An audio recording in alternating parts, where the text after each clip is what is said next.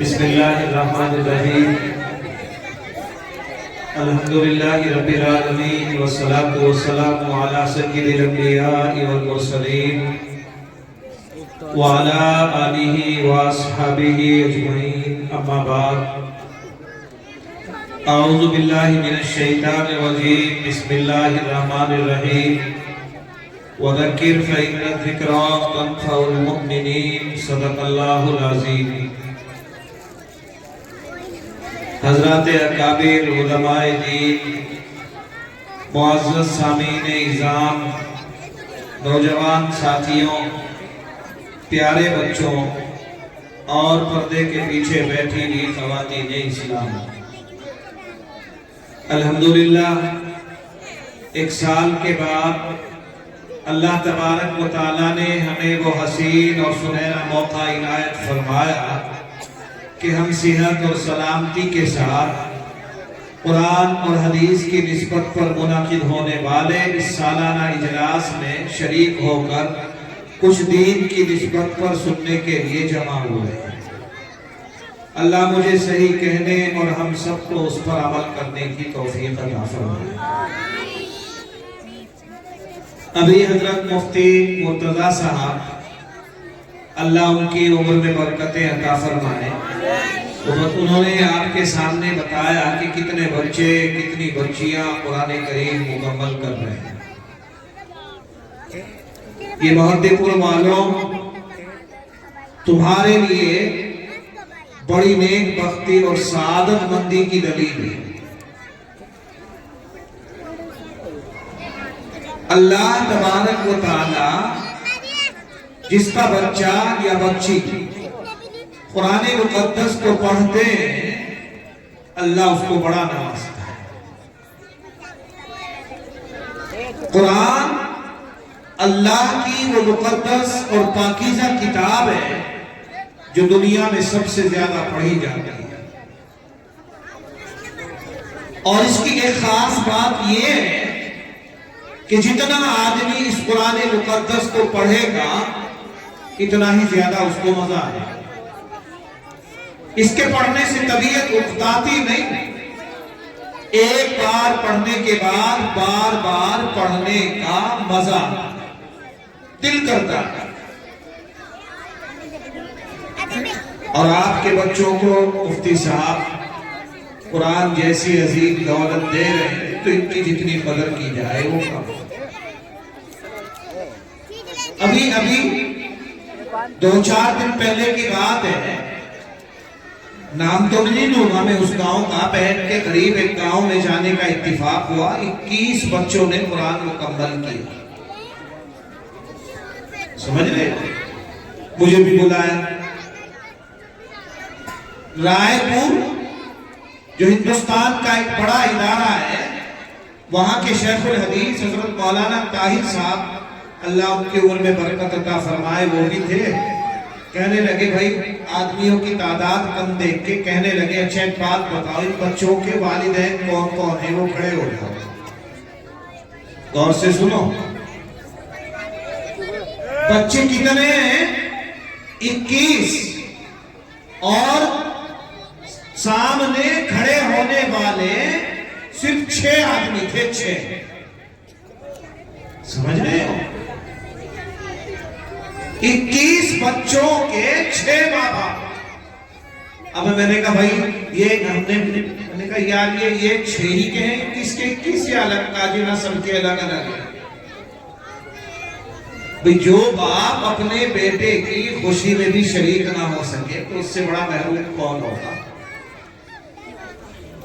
سمجھ رہے؟ قرآن اللہ کی وہ مقدس اور پاکیزہ کتاب ہے، اس پر تو جتنی خوشی منائی جائے وہ کم ہے۔ سمجھ رہے؟ اس لیے میرے بھائیوں بزرگوں، جن لوگوں کا تعلق قرآن سے ہے، قرآن والوں سے ہے، انشاءاللہ دنیا میں بھی نوازے جائیں گے اور آخرت میں بھی نوازے جائیں گے۔ اللہ کے نبی علیہ السلام نے جب لوگوں کے سامنے قرآن مقدس کو پیش کیا تو جتنے بڑے بڑے لوگ تھے نا جو اپنی سرداری کے چکر میں تھے کہ تمہیں مکہ المکرمہ کا سردار بنایا جائے گا، دشمن ہو گئے۔ آپ جس میدان سے گزرتے ہیں آپ پر پتھروں کی بارش کی جاتی ہے۔ ایک مجمع میں تاجدار مدینہ محمد عربی صلی اللہ علیہ وسلم تشریف لے گئے، فرمایا وَعْبُدُوا اللَّهَ، اے لوگوں اللہ کی عبادت کرو، وَلَا تُشْرِكُوا بِهِ شَيْئًا، تم اس کے ساتھ کسی کو شریک نہ ٹھہراؤ۔ سمجھتے ہو؟ اتنا سننا تھا کہ مشرکین عرب نے آپ کی شان میں گستاخی کرنی شروع کر دی، مارا پیٹا، چادر کا پھندا بنا کے آپ کی گردن مبارک کے اندر ڈالا، ایک نے ادھر سے کھینچا ایک نے ادھر سے کھینچا، قریب تھا کہ آپ کی دونوں آنکھیں زمین پہ آ کے گر جاتی۔ یہی نہیں، آپ کو زمین پہ گرا کے اپنے پاؤں آپ کی گردن مبارک کے اوپر کھڑے ہو گئے۔ لیکن اللہ کے نبی علیہ السلام اس قرآن سے ایک انچ نہ ہٹے۔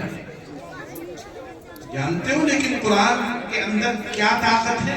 وہی مشرکین عرب جو اتنے کٹر دشمن تھے، ایک دن ابو جہل، ابو لہب، عتبہ، یہ تینوں کے تینوں چھپ چھپا کے جب تہجد کے وقت نبی علیہ السلام قرآن کی تلاوت کرتے تھے تو چھپ کے جا کے بیٹھ کے اس کو سنتے تھے۔ آپ نماز سے فارغ ہوئے، ابو جہل اس راستے سے ادھر کو ہوا، عتبہ ادھر کو ہوا، ابو لہب ادھر کو ہوا، اتفاق یہ ہے کہ تینوں کی ایک جگہ پہ ملاقات ہو گئی۔ کہا میاں ہوش میں آؤ، آپس میں ایک دوسرے کو کہنے لگے میاں ہوش میں آؤ، ہم لوگوں کو قرآن سننے سے منع کرتے اور خود قرآن سننے کے لیے جا رہے ہیں، اگر ہمیں لوگوں نے دیکھ لیا تو کیا جواب دیں گے؟ سنتے رہے نا۔ کہا اچھا پھر کیا کرنا ہے کہ آج سے توبہ کرو، آج کے بعد کوئی قرآن سننے کے لیے نہیں آئے گا۔ کہا ٹھیک ہے۔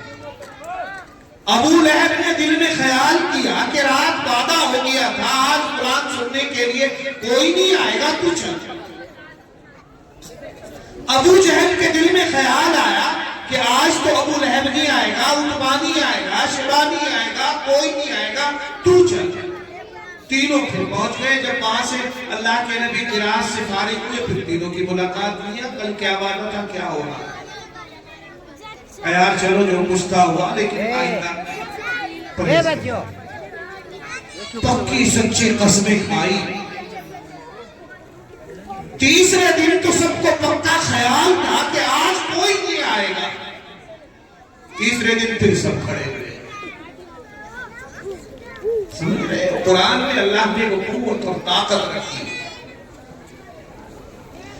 آج ہماری عقیدت، ہماری محبت قرآن سے ختم ہو گئی، اس لیے ذلیل و رسوا ہو گئے۔ ایک زمانہ وہ تھا، آپ نے دیکھا ہوگا، ہمارے غیر مسلم بھائی، ان کا اگر بچہ بیمار ہوتا تھا یا وہ خود بیمار ہوتے تھے مغرب کے وقت خاص طور سے، وہ مسجد کے دروازے پہ آ کے کھڑے ہو جاتے تھے تاکہ نمازی کچھ پڑھ کے ان پہ پھونک مارے اور وہ صحیح ہو جاتے۔ میں نے خود اپنی نگاہوں سے دیکھا۔ دوسری بات آپ نے دیکھا ہوگا کہ پیروں کے اوپر زیادہ تر ہمارے غیر مسلم بھائی جاتے ہیں، ہم اتنے نہیں جاتے۔ آپ کی خبر پہ کیوں نہیں جاتے؟ وہ پیر وہی تو ہیں جن کے سینوں میں قرآن ہے، تو جن کے سینوں میں قرآن ہوتا ہے ان کی دنیا میں بھی محبت اور عقیدت ہوتی ہے، اور آپ اپنے کے بعد بھی عقیدت اور محبت۔ ایک جیسے آپ کے مفتی صاحب ہیں، مفتی مرتضی صاحب، ان کا کوئی رشتہ دار اس طرح کے کوئی آدمی تھے، ان کا رشتہ دار بیمار ہو گیا، ہاسپٹل میں بھرتی ہو گیا، یہ عیادت کرنے کے لیے وہاں پہنچ گئے۔ اتفاق یہ ہے کہ جب لوگ کسی عالم کو آتا جاتا دیکھتے ہیں تو اس سے فرمائش کرتے ہیں حضرت مفتی صاحب ہمارے اس بچے کو دم کر دو، ہو سکتا ہے آپ کے دم کرنے کی برکت سے اللہ اس کو شفا دے دے۔ ہوتا ہے نا؟ مفتی صاحب اس کے سرانے پہ بیٹھ گئے، الحمدللہ رب العالمین الرحمن الرحیم مالک یوم الدین پڑھنا شروع کیا، پھونک مار رہے. اتفاق یہ ہے راؤنڈ پہ ڈاکٹر صاحب بھی آ گئے. فرمایا ملا جی کیا کر رہے ہو؟ کہا کچھ نہیں. کہا نہیں کچھ تو کر رہے ہو کہ قرآن مقدس کی آیتیں پڑھ کے اللہ کا کلام پڑھ کے میں اس پہ دم کر رہا ہوں. کہا اس سے کیا ہوگا؟ کہا اللہ تبارک و تعالیٰ اس کو شفا دے دے گا. کہا آپ تم بڑے پاگل ہو، مولوی تو ہو لیکن عقل نہیں ہے. کہا کیوں؟ کہا میں نے 1,000 کا 2,000 کے 10,000 کے 20,000 کے انجیکشن لگائے، دوائی دلوائی، ان سے اس کو کچھ نہیں ہو رہا. تمہارے علم پڑھنے کی برکت سے کچھ ہو جائے گا؟ سمجھ میں آنے والی بات نہیں ہے. اب کیا تھا؟ مولانا بھی پڑھے لکھے تھے، سمجھ گئے کہ یہ ایسے سمجھنے والا نہیں ہے. مولانا نے اس ڈاکٹر کو ایک سانس میں سینکڑوں گالیاں دی، ماں کی، بہن کی، تمام گالی پہ گالی، گالی پہ گالی. ڈاکٹر کو غصہ آ گیا، بڑا ڈاکٹر تھا. اس نے فون کیا، فوراً پولیس حاضر ہو گئی، اور پولیس کے حاضر ہونے کے بعد میں چاروں طرف سے اس کمرے کو سیل کر دیا جس میں مفتی صاحب تھے. ہجوم ہو گیا، سارے لوگ جمع ہو گئے، اسپتال کے مریض بھی وہاں پہنچ گئے. پولیس نے کہا مولانا ادھر آؤ. فرمایا بھی کیا ہوا؟ اب چل جائے گا پتہ کیا ہوا. جب بچے، بوڑھے، جوان، مرد، عورت سب اکٹھا ہو گئے، مفتی صاحب نے کہا میاں مجھے یوں تو بتا دو کس لیے مجھے پکڑا جا رہا ہے؟ اصول. فرمایا تم نے کیا گالیاں دی ہے ڈاکٹر صاحب کو؟ ڈاکٹر صاحب کو بلایا. ڈاکٹر صاحب کو بلایا. اب ڈاکٹر صاحب سے پورا واقعہ پوچھ لو. صاحب میں نے کیا کیا؟ D M, S S P, اس طرح کے بڑے ادھیکاری تھے، وہ سنتے، چھوٹے لوگ نہیں سنتے، بڑے سنتے. فرمایا ہاں جی ڈاکٹر صاحب بتاؤ کیا ہے؟ کسان میں راؤنڈ پہ آیا، یہ نہ معلوم کیا پڑھ رہے تھے اور پڑھ کے اس مریض کے اوپر پھونک مار رہے تھے. میں نے ان سے معلوم کیا کہ اس سے کیا ہوگا، یہ کہہ رہے ہیں کہ اس سے ٹھیک ہو جائے گا. میں نے کہا کہ میاں میں 50,000 کا اس شخص کو انجیکشن لگا چکا ہوں، کچھ نہیں ہوا، تمہارے اس پھونک مارنے سے کیا ہوگا؟ اتنا کہنا تھا کہ انہوں نے سینکڑوں گالیاں دے دی. فرمایا اتنی باتیں؟ کہاں جی اتنی ہی باتیں، اس سے آگے پیچھے کا کچھ نہیں. کڑیم صاحب ادھر کو دیکھو، ایس ایس پی صاحب آپ بھی دیکھو. جب میری زبان سے نکلنے والے گندے الفاظ اتنا کام کر سکتے ہیں کہ پورے ہاسپٹل کے ماحول کو تبدیل کر دیا، سارے ڈاکٹروں کو اپنی ڈیوٹیوں سے ہٹا کے یہاں جمع کر دیا، شہر کے ذمہ داروں کو، ادھیکاروں کو، ڈی ایم کو، ایس ایس پی کو اپنی جگہ چھوڑ کے یہاں لانے پر مجبور کر دیا. میری زبان سے نکلنے والے گندے الفاظ نے، ڈی ایم صاحب میں آپ سے پوچھ رہا ہوں کہ اگر میری زبان سے اچھے الفاظ نکلیں گے تو ان کا کوئی اثر نہیں ہوگا. پڑھے لکھے ہوتے ہیں بہت. فرمایا ملا جی صحیح کہہ رہے ہیں. کیا پڑھ رہے تھے؟ کہ میں قرآن پڑھ کے اس پہ پھونک مارا تھا کہ چلو کوئی بات نہیں جاؤ. میرے کہنے کا مطلب یہ ہے اللہ نے اس قرآن مقدس میں اتنی تاثیر رکھی ہے، خدا کی قسم اگر یہ کسی بیمار پر پڑھ کر پھونک مار دی جائے تو اس سے اچھی کوئی دوا نہیں. اس لیے اس قرآن کی قدر ہے. اب کہتے ہیں کہ زمانہ آج بھی قرآن ہی سے فیض پائے گا. زمانہ آج بھی قرآن ہی سے فیض پائے گا. مٹے گی ظلمت شب اور سورج جگمگائے گا. اس لیے میرے بھائیوں قرآن سے جڑو، قرآن والوں سے جڑو. اور جو تمہارے بچوں کو قرآن کی تعلیم دے رہے ہیں، خدا کی قسم تمہارے وہ سب سے بڑے محسن ہیں، ان کی طرف. جو قرآن والے ہوتے ہیں نا، میں کہہ دیا کرتا ہوں اکثر 90% نہیں بلکہ 99% وہ ہوتے ہیں آپ مدرسوں میں جاؤ، ان کے گھروں میں جاؤ، جو بچہ حافظ قرآن ہوتا ہے رات کو جب عشاء کے بعد اپنے گھر پہ جائے گا نا، سب سے پہلے وہ ابا کو کہے گا ابا جی ٹوپی اتارو، میں آپ کی مالش کیے دیتا ہوں، ابو میں آپ کے پاؤں دباتا ہوں۔ سمجھ رہے ہو؟ اس لیے اپنے بچوں کو عالم بناؤ، قاری بناؤ، مفتی بناؤ، یہ آپ کی بھی قدر کریں گے۔ اور اس کے ساتھ ساتھ جب یہ قرآن مقدس کی تلاوت کریں گے، چاہے آپ کی نیت کریں، آپ کا ارادہ کریں یا نہ کریں، پھر تو خدا آپ کی روح کو اس کا ثواب ملتا ہے۔ دنیا میں بھی قدر کریں گے، آخرت میں بھی آپ کی قدر کریں گے۔ میں نے شاید پہلے بھی بتایا ہوگا، نہیں تو غور سے سن لو، لیکن ہم قرآن سے کتنی غفلت اور لاپرواہی برت رہے ہیں۔ جو آپ کے بچے یہ بیٹھے ہیں نا، دیکھو ننھے ننھے اور معصوم سے چھوٹے سے بچے ہیں، ایک یہ وہ بچے ہیں، اور ایک آپ کا بچہ وہ ہوتا ہے جو اسکول اور کالج میں جاتا ہے، دونوں میں فرق ہوتا ہے۔ اسکول اور کالج میں جانے والے بچے کے لیے کم سے کم 10-15 ہزار داخلہ فیس کا انتظام کیا جائے گا۔ اس کے بعد بستہ بنے گا، پھر اس کے بعد اس کی ڈریس بنائی جائے گی، اور پھر اس کے بعد ہر مہینے ماہانہ فیس کا انتظام کیا جائے گا۔ خدا نخواستہ اگر کوئی غریب ہے، اس کے پاس دینے کے لیے پیسے نہیں، تو ماں یوں کہے گی لو میری جھمکی لے جاؤ، میرے کنڈل لے جاؤ، میرے زیور لے جاؤ، لیکن بچے کو پڑھاؤ۔ اور اس کے ساتھ ساتھ مسلمانوں کیا ہوتا ہے جانتے ہو؟ صبح ماں بیدار ہو جائے گی، بیدار ہونے کے بعد میں بچے کو نہلائے گی، اچھے کپڑے پہنائے گی، اور کپڑے پہنانے کے بعد میں ناشتے کا انتظام کرے گی، دوپہر کے ٹفن کا انتظام کرے گی، ڈریس پہنائے گی، تیل لگائے گی، اور اس کے بعد میں باپ ملازم کی طرح موٹر سائیکل لے کے کھڑا ہو جائے گا، صبح کو لے کے جائے گا، شام کو واپس لے۔ اس کے بالمقابل وہ دوسرا بچہ جو آپ کا یہاں مفتی مرتضیٰ کی خدمت میں آتا ہے نا مسجد میں، اس کی کیفیت یہ ہوتی ہے، اس کو ناک چلتا رہتا ہے۔ کئی دن ہو گئے ماں کا کپڑے دھونے کی ضرورت نہیں، باپ کو مسجد میں آ کے معلوم کرنے کی ضرورت نہیں میرا بچہ پڑھنے بھی آتا کہ نہیں آتا۔ پرسوں رائے پور کے یہاں سرساوے کے پاس میں جلسہ تھا، وہاں ہم بات کر رہے، تو اس کے استاد یوں کہہ رہے ہیں کہ بچہ ناظرہ قاعدہ پڑھنے آیا تھا میرے پاس میں، اور آج اس کو دستار بن رہی ہے، حافظ ہو کے جا رہا ہے، لیکن مولوی صاحب میں نے خدا کی قسم آج تک اس کے باپ کو نہیں دیکھا۔ حافظ ہو کے جا رہا ہے، باپ کو نہیں دیکھا۔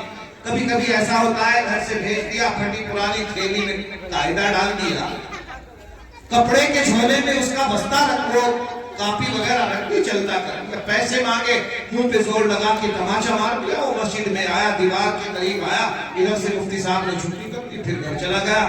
نہ ماں کے پاس وقت ہے، نہ باپ کے پاس وقت ہے کہ آ کے معلوم کریں ہمارا بچہ پڑھنے بھی آ رہا کہ نہیں۔ لیکن یاد رکھو، جب آپ کے انتقال کا زمانہ قریب آئے گا، آپ کی روح نکلنے میں تکلیف ہوگی، ایسے وقت آپ کا وہ بچہ جو اسکول اور کالج میں جانے والا ہے، جو قرآن پڑھنا جانتا ہی نہیں، ایمانداری سے بتاؤ وہ قرآن کہاں سے پڑھے گا؟ یہی مفتی صاحب اور مفتی صاحب کے پاس پڑھنے والے بچے جو قرآن پڑھتے ہیں، وہ آپ کے سرانے پہ بیٹھیں گے، یاسین پڑھنا شروع کریں گے، آپ کی روح آسانی سے نکل جائے گی۔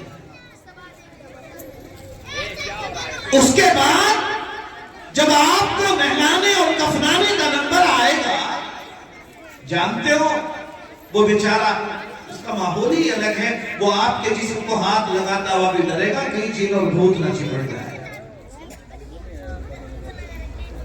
یہ عالم، یہ قرآن کا داعی اور قرآن کا ترجمان جنازے کی آپ کے جسم کو نہلائے گا، کفنائے گا، اور اس کے بعد پھر جنازے کی نماز جب پڑھنے کا نمبر آئے گا، یہی کھڑا ہو کے کہے گا اللہم اغفر لحینا ومیتنا وشاہدنا وغائبنا وصغیرنا وکبیرنا وذکرنا وانسانا۔ اے اللہ، ہمارے زندوں کی، مردوں کی، ماں کی، باپ کی، سب کے مغفرت فرما۔ اور وہ بیچارہ اسکول اور کالج میں جانے والا جو نماز پڑھنا نہیں جانتا، جنازے کی نماز کا پتہ نہیں، وہ تو ایک طرف کھڑا ہوا ایک کونے میں نظر آیا۔ اس لیے میرے بھائیوں، اس طرف بھی توجہ دینے کی ضرورت۔ بہت سے لوگوں کے دل اور دماغ میں آ رہا ہوگا کہ مولوی غیور کے واقعے کہنے پہ اس کا مطلب یہ ہے کہ ہم سارے بچوں کو اسکول اور کالج سے اٹھا کے یہاں مفتی صاحب کے پاس پہنچ پڑتے۔ نہیں، میں نہیں کہتا۔ پرسوں میرٹھ میں تھے، دارالعلوم دیوبند کے فاضل ہیں، علی گڑھ مسلم یونیورسٹی میں پروفیسر ہیں۔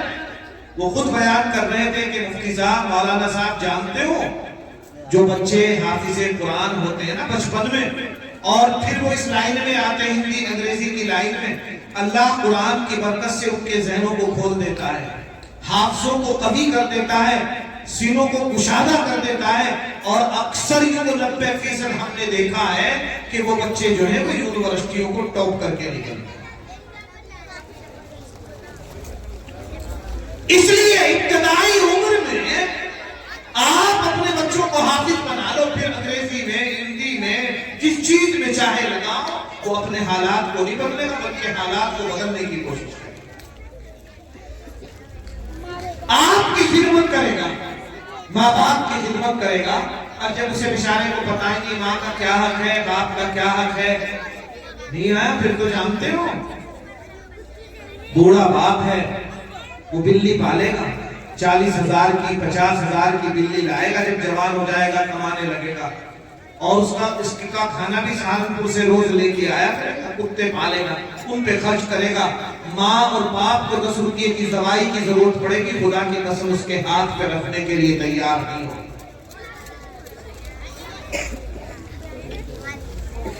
نوجوانوں، کان کھول کے سن لو، ماں باپ کو تکلیف دینے والا، ماں باپ کی شان میں گستاخی کرنے والا، ماں باپ کو اذیتوں میں مبتلا کرنے والا، آخرت میں تو اس کو جو ملتا ہے ملے گا، دنیا میں بھی اس کو سزا مل گیا۔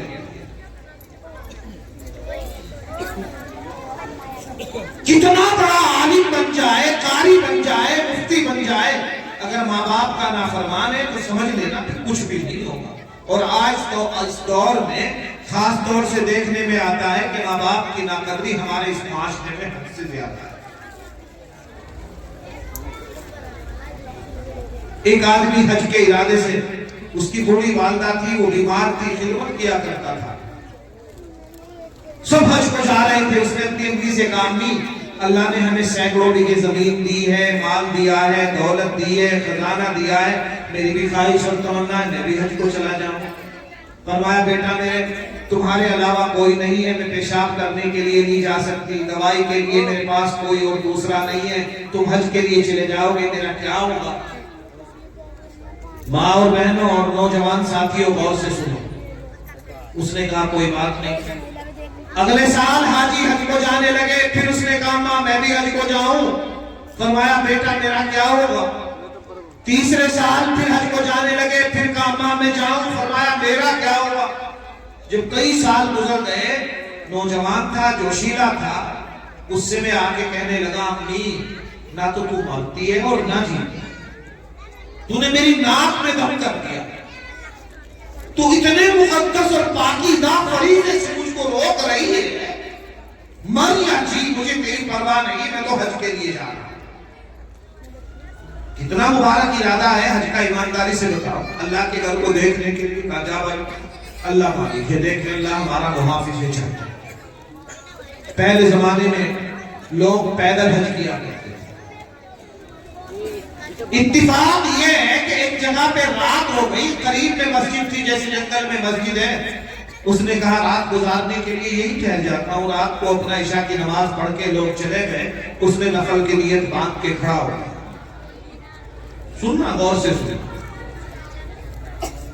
اتفاق یہ اسی رات کو گاؤں میں چوری ہو گئی، چور بھاگتے ہوئے مسجد کا دروازہ کھلا ہوا تھا، اس کے اندر کو آئے اور کود کے باہر چلے گئے۔ کسی نوجوان نے دیکھ لیا کہ مسجد کے اندر چور داخل ہوئے تھے، آئے تلاش کرنے لگے، دیکھا ایک آدمی کھڑا ہوا ہے، پیچھے سے ایک نوجوان آیا، اس نے اس کے پچھواڑے پہ لات ماری، دھڑام سے وہ اگلی دیوار پہ لگا۔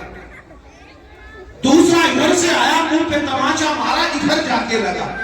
تیسرے نے ادھر سے مارا، ادھر لگا۔ چوتھے نے زمین پہ گرا کے غصے اور لات سے مارا، اور گھسیٹتے گھسیٹتے گھسیٹتے گاؤں کے پردھان کے پاس میں لے کے آیا۔ پردھان جی، یہ ہے وہ چور جس نے فلاں کے گھر میں چوری کی۔ پردھان جی نے کہا اچھا ایک کام کرو، ایک گدھا بلاؤ۔ بلایا، فرمایا اس کے منہ کو کالا کرو۔ ایک ڈھول والا بلاؤ، اس کو گدھے پہ بٹھا کے منہ کالا کر کے پورے گاؤں کا چکر لگاؤ، ڈھول بجاؤ اور اعلان کر دو کہ جو آدمی چوری کرے اور پھر لوگوں کو فتنے میں مبتلا کرنے کے لیے، دھوکہ دینے کے لیے اللہ والوں کی شکل بنا کے مسجد میں نیت باندھ کے کھڑا ہو جائے، اس کی سزا یہ ہے۔ سننا، غور سے سننا۔ یہ آدمی اس کو پیٹ رہے تھے، مار رہے تھے، اس نے کچھ نہیں کہا، لیکن جب بادشاہ نے اور گاؤں کے ذمہ دار نے کہا کہ اس نے رونے لگا، چلانے لگا، ہاتھ جوڑ کے کھڑا ہو گیا بادشاہ کے سامنے۔ کہا بادشاہ سلامت، میری ایک درخواست ہے، اس کو سن لو، پھر جو چاہے کر لینا۔ کا بول۔ کہا مجھے گدھے پہ بٹھاؤ، آپ میرا منہ کالا کرو اور پورے بازار میں، پورے شہر میں، پورے علاقے میں منادی کراؤ، لیکن اعلان یہ نہ کراؤ کہ جو چوری کرے اس کی سزا یہ۔ اب پھر کیا کہیں؟ کہ یہ کہو کہ جو ماں باپ کی نافرمانی کر کے، حج کا ارادہ کر کے حج کرنے کے لیے بھی جائے، اس کی سزا یہ اس کی سزا۔ گاؤں کے ذمہ دار نے کہا میاں منظر کیا بتاؤ؟ فرمایا کہ میاں اصل میں مسئلہ یہ ہے، یہ ماں کی نافرمانی کی سزا بھگتنا۔ میری ماں بوڑھی تھی، مجھے منع کرتی تھی حج کے لیے نہ جاؤ، اس کو ناراض کر کے آیا ہوں تو یہ مجھ کو سزا مل رہی، ورنہ میں چور نہیں، ہزاروں بیگھوں کا مالک ہوں، سینکڑوں گاڑیاں چلتی ہیں۔ بادشاہ نے تحقیق کی تو پتا چلا کہ واقعی نہیں راگنی چھوڑ۔ تو ماں باپ کو تکلیف دینے والوں، ماں باپ کو گالیاں دینے والوں، ماں باپ کو خرچ نہ دینے والوں، ماں باپ کو نظر انداز کر کے پھلوں سے بھرا ہوا تھیلا اپنے بیوی کے ہاتھ میں دینے والوں، ایک طرف ماں بیٹھی ہے، ایک طرف ابا بیٹھے ہوئے اس کی طرف کو للچائی نگاہ سے دیکھ رہے ہیں، اور خدا کی قسم وہ شام کے وقت تھیلا بھرا ہوا لے کے آ رہا ہے اور سیدھا جا کے اپنی بیوی کے ہاتھ میں دھما دے۔ اور ظالم، ایک زمانہ وہ تھا، یہ ماں جب تو ننھا تھا، چھوٹا سا تھا، اپنے منہ سے بادام چباتی تھی، اپنے منہ سے دوسری چیزیں چباتی، اندر داخل نہیں کرتی، منہ سے نکالتی تیرے منہ میں ڈال دیا کرتی تھی، منہ کے اندر کا بھی نکال کے تیرے منہ میں ڈال دیا۔ آج جب وہ محتاج ہو گئی، آج جب وہ بوڑھی ہو گئی، تیری کیفیت یہ ہے، اور ماں اور باپ کو اجازت نہیں ہوتی کہ فریج میں بہو کے فریج میں ہاتھ لگائیں، نہیں تو گھر کو آسان پہ اٹھا دے۔ میرے بھائیوں، بزرگوں، سنو، علماء کو چھوڑ دو، سارے علماء ایک طرف بٹھاؤ، سارے قاریوں کو ایک طرف بٹھاؤ، سارے حافظوں کو ایک طرف بٹھاؤ، اور ایک چھوٹے سے صحابی کو ایک طرف بٹھاؤ، اس کا مقابلہ نہیں کر سکتے۔ ایک صحابی کا انتقال ہونے لگا، تمام صحابہ جمع ہو گئے، بڑے صحابی، سننا، کلمہ پڑھوانے کی کوشش کرتے ہیں، زبان سے کلمہ جاری نہیں ہے۔ حیران صحابہ، پریشان صحابہ، اتنا بڑا آدمی ہے، اس کی زبان سے کلمہ نہیں جاری ہو رہا۔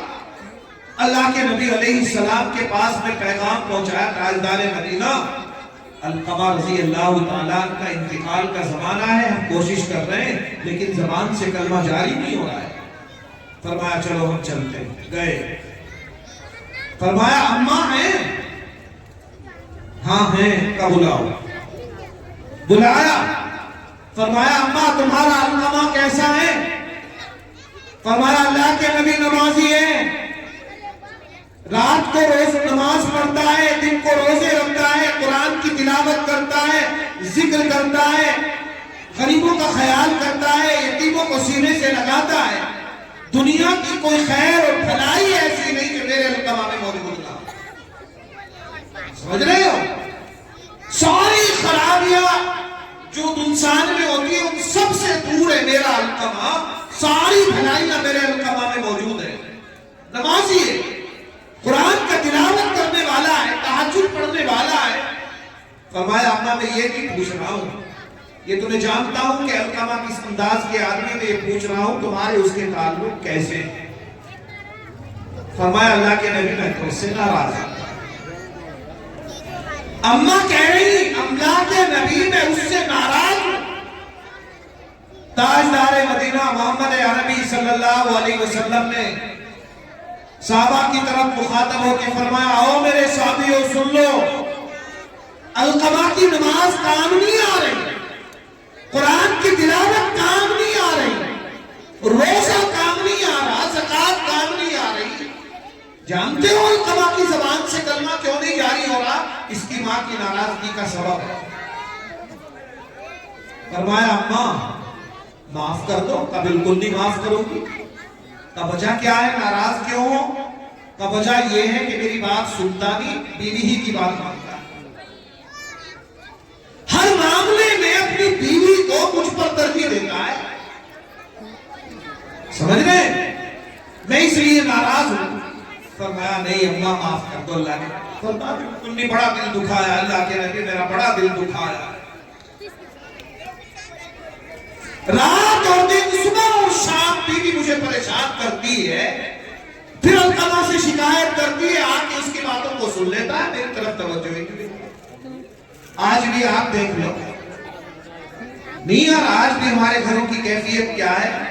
بڑا عجیب و غریب مسئلہ ہے جو گھر والی نے آ کے کہہ دیا۔ بھول گئے ایک زمانہ وہ تھا کہ خود بھیگے ہوئے میں سو رہی، سردی کے موسم میں تمہیں سوکھے میں سلایا، خود بھوکی رہی تمہیں کھانا کھلایا، خود مزدوری کی، لوگوں کے برتن صاف کیے، تمہیں جوان کیا، اور سارے علاقے سے تلاش کر کے بڑی خوبصورت حسین عورت دلہن بنا کے تمہارے گھر میں لائی۔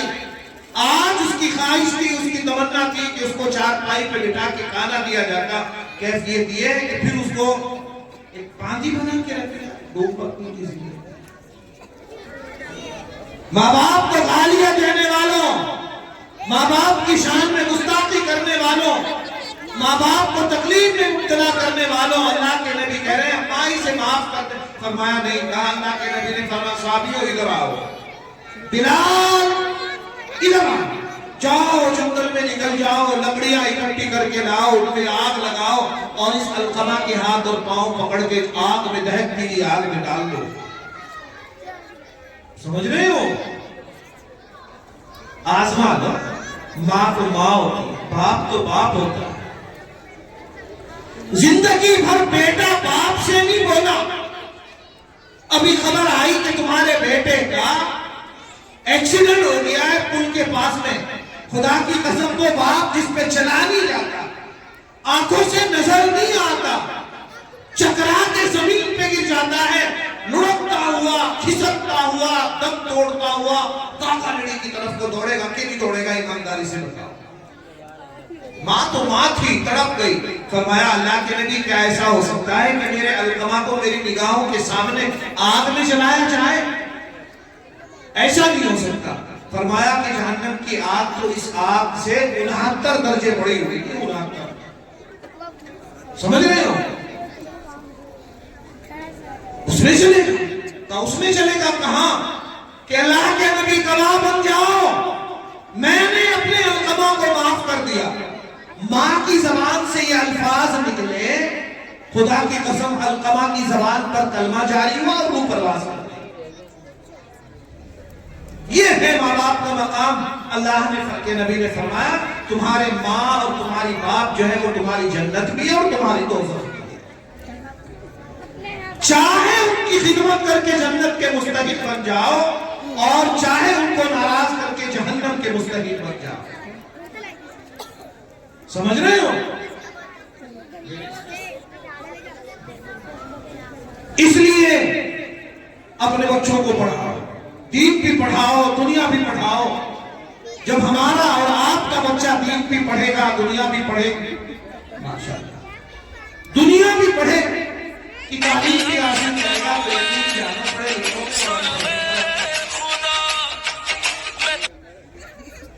یہ آخر میں پھر کہوں گا، ساری دنیا کی دولت کو ایک طرف لا کے رکھ دو اور ان پڑھے لکھوں کو ایک طرف لا کے رکھو، سمجھ رہے ہو؟ ایک ادنا سے حافظ قرآن اور عالم دین کا ذرہ برابر مقابلہ نہیں کر سکتے۔ اور آخر میں آپ کو یہ بھی بتا کے چلوں کہ ان قرآن کی خدمت کرنے والوں سے یہ نتیجے میں اللہ ہمیں کیا دے گا؟ بھئی مرنا تو سب کو ہے نا، ہاتھ اٹھائیں جس کو مرنا نہیں ہے۔ دیکھ سنتے ہی نہیں بیچارے ہاتھ اٹھائے، ان کو مرنا نہیں، یہی رہو گے ہمیشہ؟ دیکھ سنتے ہی نہیں، بس ایسے ہی بیٹھے چلے آئے کہ جلسہ ہو رہا، بیٹھے ہوئے۔ اللہ تبارک و تعالی ذرا سی چیزوں کے حساب لیں گے۔ سنو غور سے سنو، یہ بات بتا کے اپنی بات کو ختم کروں گا۔ حساب لینے کے بعد پھر کیا ہوگا سمجھ رہے ہو؟ فیصلہ ہو گیا، اللہ کی طرف سے فیصلہ ہو گیا ہے کہ یہ لوگ جنت میں جائیں گے، یہ لوگ جہنم میں جائیں گے۔ سمجھ رہے ہیں؟ اب تو کچھ نہیں رہا، اب کیا ہوگا؟ اللہ تبارک و تعالیٰ جنت میں جانے والے لوگوں سے فرمائے گا، اور میرے پاکیزہ بندوں اور قرآن پڑھنے والوں، روزہ رکھنے والوں، نماز پڑھنے والوں، زکوٰۃ دینے والوں، ادھر آ جاؤ۔ اللہ تبارک و تعالیٰ کے عرش کے دائیں جانب کو کھڑے ہو جائیں گے۔ اب اس کے بعد اللہ شراب پینے والوں سے کہے گا، اور شراب پینے والوں، اور عیاشی کرنے والوں، اور زناکاری کرنے والوں، اور لوگوں کے مال کو ہڑپ کرنے والوں، لوگوں کی زمین جائیداد پر ناجائز قبضہ کرنے والوں، اور قرآن کی تلاوت نہ کرنے والوں، سیدھے لائن لگا کے کھڑے ہو جاؤ۔ سارے لائن لگا کے کھڑے ہو جائیں گے۔ سمجھ رہے ہیں؟ اب ایمانداری سے بتاؤ، اگر پروانہ مل جائے کہ تمہیں پھانسی ہو رہی ہے، دل میں کیا کیا خیال آئے؟ تڑپ رہے ہیں، دل ملا رہے ہیں، رو رہے ہیں، چلا رہے ہیں۔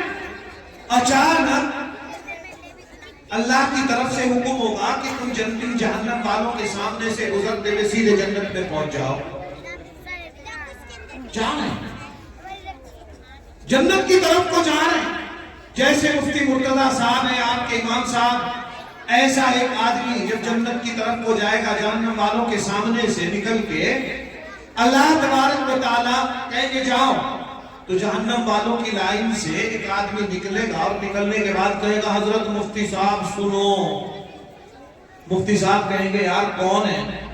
قرآن کہہ رہا ہے یوم یفر المرء من اخیہ وامہ وابیہ وصاحبتہ وبنیہ لکل امرئ منہم یومئذ شأن یغنیہ۔ کوئی کسی کو پوچھنے والا نہیں، کون ہے جو میرا نام لے کے پکار رہا ہے؟ آگے دیکھیں گے مفتی صاحب، پیچھے دیکھیں گے، اوپر دیکھیں گے، نیچے دیکھیں گے۔ ارے تم ہو بہتی پور کے ہو؟ کہا جی کیا بات ہے؟ کہا حضرت جی دیکھ رہے ہو جہنم کا پروانہ مل گیا، آپ ہی تو ہمارے گاؤں میں آیا کرتے تھے، بتاتے تھے کہ جو اللہ والوں کی خدمت کرے گا، اللہ والوں سے تعلق رکھے گا، خدا نہ خواستہ اس کی گاڑی پھنس بھی گئی، اللہ ان کی دعاؤں کی برکت سے اس کا بیڑا پار کر دے گا۔ مولانا صاحب اللہ نے پروانہ دے دیا، کچھ ہی دنوں میں کچھ ہی دیر میں جہنم میں پہنچ جاؤں گا، دعا کرو۔ آپ کو یاد ہوگا، آپ مجھے پہچانتے ہو، آپ میں وہ ہوں کہ جب آپ ہمارے گاؤں میں چندے میں آتے تھے، ہونٹوں پہ پاپڑی جمی رہتی تھی، خدا کی قسم ایسے وقت میں آپ کو شربت پلایا کرتا تھا۔ جب آپ وضو کے لیے تڑپتے پھرتے تھے، انا وہبت لہ وضوءہ، میں آپ کے لیے پانی کا انتظام کیا کرتا تھا۔ ہاں تو یار وہی ہے، وہی ہے تیرا نام، وہ غیوری تو ہے جو مرغے والا ہے؟ کہاں وہی ہوں، تو بہت خدمت کرتا تھا، تو کیسے پھنس گیا؟ کوئی بات نہیں، اللہ کی طرف یہ اللہ کا نیک بندہ ہاتھ اٹھائے گا، اے زمین کو بنانے والے، اے آسمان کو وجود دینے والے، اے ساری دنیا کے محافظ، تیرا وعدہ ہے، تیرے نبی کا وعدہ ہے کہ جو تیری خدمت کرے گا، تیرے ماننے والوں کی خدمت کرے گا، تو اس کو انہی کے ساتھ میں جنت میں پہنچائے گا۔ یہ تو میری خدمت کرتا تھا، یہ تو روزانہ ملک بنا بنا کے بھیجتا تھا، نہ معلوم بیچارہ کس کرنی میں پھنس گیا۔ اللہ کی رحمت جوش میں آئے گی، اللہ فرمائے گی میرے پاکیزہ بندے جا تیرے قرآن پڑھنے کی برکت سے، اللہ کے بندے جا تیرے نماز پڑھنے کی برکت سے میں تجھے اختیار دیتا ہوں، اس جہنم والوں کی لائن میں جو تیری خدمت کرنے والے ہیں، تیرا خیال کرنے والے ہیں، تیری پہچان والے ہیں، ان کو تو ہاتھ پکڑ کے سیدھا جنت میں لے کے چلا۔ جو قرآن والوں کی خدمت کرنے والے ہوں گے، اپنے مفتی صاحب آئیں گے، ہاتھ پکڑیں گے، فَيُدْخِلُهُ الْجَنَّةَ، اور جنت میں لے کے چلے جائیں۔ اس لیے میرے بھائیوں بزرگوں ان پہ خرچ کریں۔ یہ چھوٹے چھوٹے بچے جو آپ کو نظر آ رہے ہیں، بچیاں نظر آ رہی ہیں، جب یہ آپ کے دروازے کے سامنے سے گزرے، خدا کی قسم سینے سے لگا لو۔ گھر والیوں کو چاہیے کہ وہ ان بچوں کو جب گھر میں جائیں کھانے کے لیے کچھ دیں۔ اللہ تمہاری نسلوں میں علماء اور صلحاء پیدا کرے، ان کی قدر کرو۔ اور خاص طور سے آخر میں پھر یہی کہہ کے میں رخصت ہو جاؤں گا کہ جو تمہارے بچوں کے محسن ہیں، تمہارے بچوں کی زندگیوں کو بنا رہے، ان کی بھی قدر کرو۔ انشاءاللہ اللہ دنیا میں بھی نوازے گا، آخرت میں بھی نوازے گا۔ گر ہمیں خواہی کے دانی زیستن، گر ہمیں خواہی کے دانی زیستن، نیست ممکن جز بقرآن زیستن۔ اور آخر میں کہوں گا کہ زمانہ آج بھی قرآن ہی سے فیض پائے گا، زمانہ آج بھی قرآن ہی سے فیض پائے گا، مٹے گی ظلمت شب اور سورج جگمگائے گا۔ اللہ مجھے بھی آپ کو بھی قرآن کی، قرآن والوں کی، اپنے ان نیک اور پاکیزہ بندوں کی قدردانی کی توفیق عطا فرمائے۔ وآخر دعوانا ان الحمدللہ رب العالمین۔